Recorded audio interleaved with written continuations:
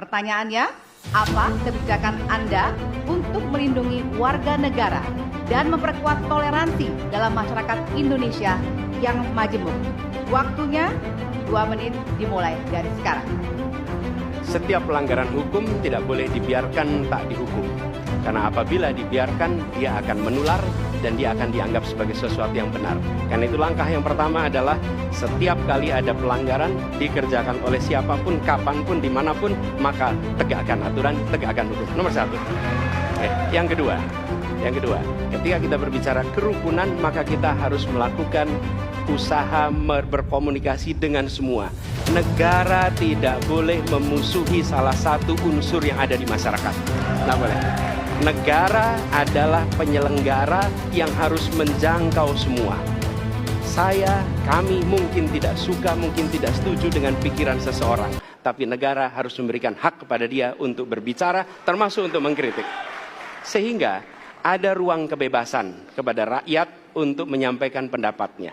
Jadi, kita harus sadar, negara bukan mengatur pikiran, negara bukan mengatur perasaan, negara mengatur tindakan. Di situ kita atur. Dan bila melanggar, maka itu dilakukan tindakan penegakan hukum. Lalu, ketika sampai kepada usaha untuk menjangkau semua, pasti komunikasi dilakukan. Tapi selalu saja ada peristiwa pelanggaran, ada peristiwa kekerasan, dan seringkali rakyat tak tahu kemana harus melaporkan. Dan ketika mereka berhadapan dengan pihak lain, seringkali mereka membutuhkan bantuan hukum. Karena mereka berhadapan dengan berbagai unsur yang ada di masyarakat. Karena itu kami merencanakan membuat sebuah program yang disebut sebagai online untuk pelayanan pengacara gratis. Jadi ini adalah online pelayanan gratis. Yang kami sebut sebagai, istilah yang kami gunakan adalah Hotline Paris. Itu namanya kira-kira. Nah, dengan cara begitu, maka rakyat mengalami masalah bisa minta tolong kepada negara untuk didampingi pengacara dari negara. Terima kasih. Baik. Terima kasih.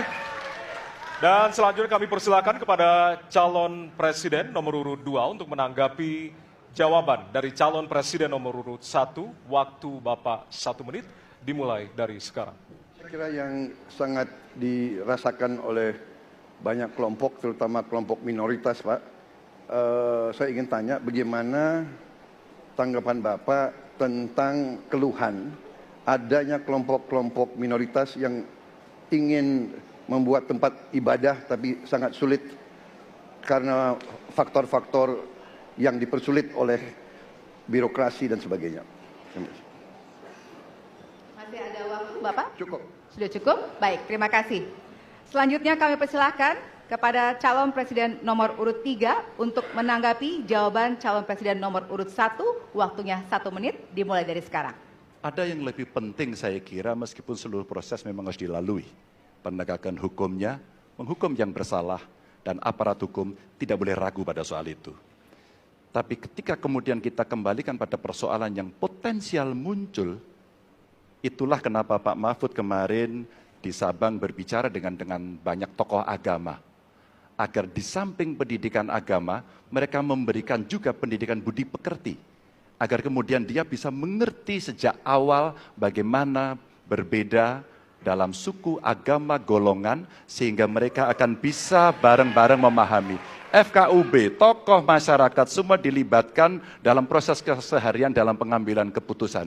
Kalau itu bisa terjadi, rasa-rasanya bangsa ini akan membangun harkat dan martabatnya, karena kita memang berbeda, tapi kita dipersatukan. Masih ada waktu, Bapak? Cukup. Ya.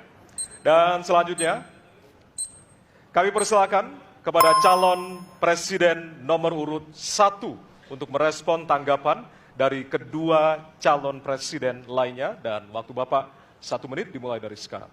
Terima kasih. Pak Prabowo, perlu kami sampaikan bahwa ketika kami bertugas di Jakarta, maka ada begitu banyak izin-izin gereja yang mandek 30 tahun, 40 tahun, dan tuntas dibereskan. Oke?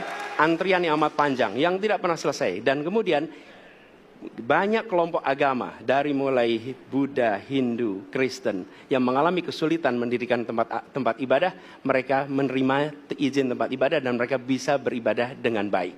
Dan kalau boleh saya laporkan, dalam sejarah Gubernur Jakarta yang paling banyak memberikan izin rumah ibadah adalah Gubernur Anies Baswedan. Termasuk ketika umat Islam mau mendirikan masjid dan tidak bisa mendapat izinnya, saya bicara. Ketika umat Kristen mau mendirikan gereja tidak bisa mendapatkan izin dari masyarakat, saya bicara. Dan semuanya akhirnya mendapatkan izin untuk bisa beribadah. Terima kasih.